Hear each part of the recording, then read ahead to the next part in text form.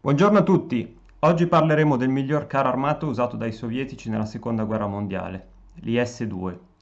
Parliamo un po' della storia di questo carro armato. Il carro pesante usato dalle forze sovietiche era principalmente il KV-1, ma le sue prestazioni non erano migliori di quelle del T-34, in quanto la mobilità era molto peggiore e aveva anche molti problemi di trasmissione. Quindi era necessario sostituirlo. L'Armata Rossa aveva bisogno di un carro armato che potesse competere con i carri armati Tiger tedeschi.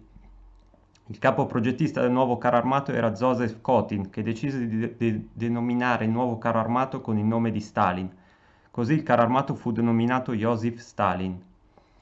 Si decise di utilizzare lo scafo del prototipo del carro armato KV-13 e la trasmissione e la torretta del KV-1OS, poiché nei test quei moduli avevano dimostrato di essere validi. Quindi l'IS era un assemblaggio dei migliori moduli che l'URSS aveva all'epoca. Il primo cannone adottato fu quello da 85 mm, perché durante i test di prova aveva dimostrato di poter penetrare la corazza frontale del Tiger. Così nacque l'IS. La prima destinazione era l'IS-1 o l'IS-85, ma quando furono testati conclusero che il Tiger e l'IS-1 si potevano penetrare a vicenda dalla stessa distanza, quindi era necessario un nuovo cannone. Il cannone proposto era il D10 da 100 mm, ma non era ancora operativo e non furono prodotte abbastanza munizioni, poiché era relativamente nuovo.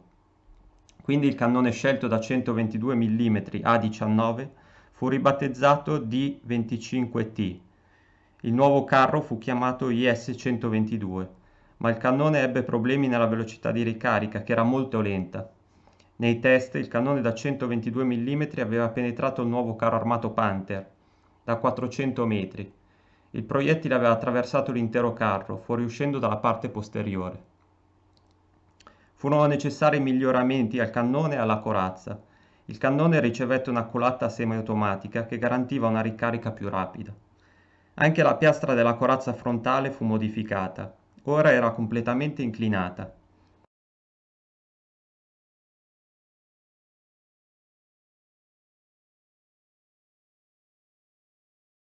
Ti sei mai chiesto perché i sovietici hanno dipinto strisce bianche sulla parte superiore dei loro carri armati nelle ultime fasi della guerra?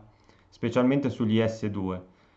Beh, questo perché alla conferenza di Yalta fu concordato che i sovietici avrebbero dipinto una croce bianca nella parte superiore dei loro carri armati, così che, una volta raggiunta Berlino, essendo a conoscenza i bombardieri alleati, non li avrebbero bombardati, impedendo così il fuoco amico tra gli alleati. Diamo un'occhiata ai dati tecnici degli S2. L'armatura era molto buona.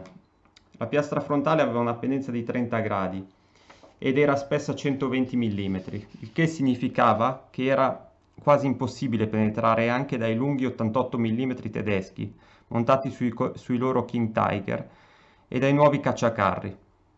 La torretta era spessa 100 mm e con la forma sferica aveva anche un centinaio di millimetri di metallo davanti al cannoniere che aumentava la protezione a 200 mm sul lato dello scorrimento laterale della torretta. La corazzatura laterale differiva in diversi punti. Variava da 130 mm nella parte anteriore a 90 mm nella parte posteriore.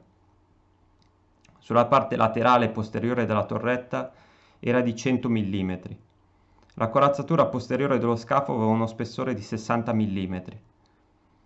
Il motore era un diesel V2 a 12 cilindri da 600 cavalli, che dava origine a un rapporto peso-potenza di 13 cavalli per tonnellata e velocità massima di 37 km/h. Era armato con un cannone D2 5T da 122 mm che aveva una penetrazione di circa 180 mm a 500 metri. Durante i test il proiettile era riuscito a penetrare la corazza del King Tiger da 600 metri, quindi fu uno dei migliori cannoni della seconda guerra mondiale. Era anche armato con 3 mitragliatrici DT, di cui una era collocata sul lato destro dello scafo, l'altra accanto al cannone principale e la terza nella parte posteriore della torretta. Molti presentavano anche una mitragliatrice DSHK brandeggiabile in torretta. L'equipaggio era composto da 4 membri: comandante, cannoniere, servente e conducente. Il comandante aveva accesso alla radio in modo da poter comunicare con altri comandanti di carri armati. Aveva anche accesso a 6 visori che gli consentivano una vista a 360 gradi, come un periscopio. Il cannoniere era seduto di fronte al comandante e aveva accesso al suo mirino TSH-17 e al suo periscopio. Il servente doveva caricare nel cannone la munizione, che consisteva in 2 pezzi per ridurne il peso. Il procedimento di ricarica veniva rallentato, ma permetteva al servente di non stancarsi eccessivamente, manovrando munizioni eccessivamente pesanti durante l'intero combattimento. Aveva accesso a 28 colpi, di cui 20 granate ad alto potenziale e solo 8 perforanti. Aveva anche a disposizione un suo periscopio. Il pilota era l'unico membro dell'equipaggio posto nello scafo. Aveva accesso all'apparato ottico di fronte a lui e ai periscopi situati nella parte superiore dello sportello soprastante.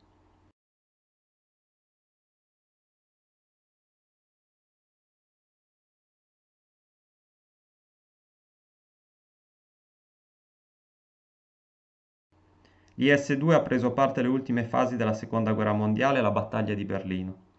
Si è dimostrato davvero buono, ha avuto pochissime perdite e si è rivelato un buon distruttore di carri armati e il suo potente cannone da 122 mm poteva sbaragliare quasi tutte le difese preparate dai tedeschi.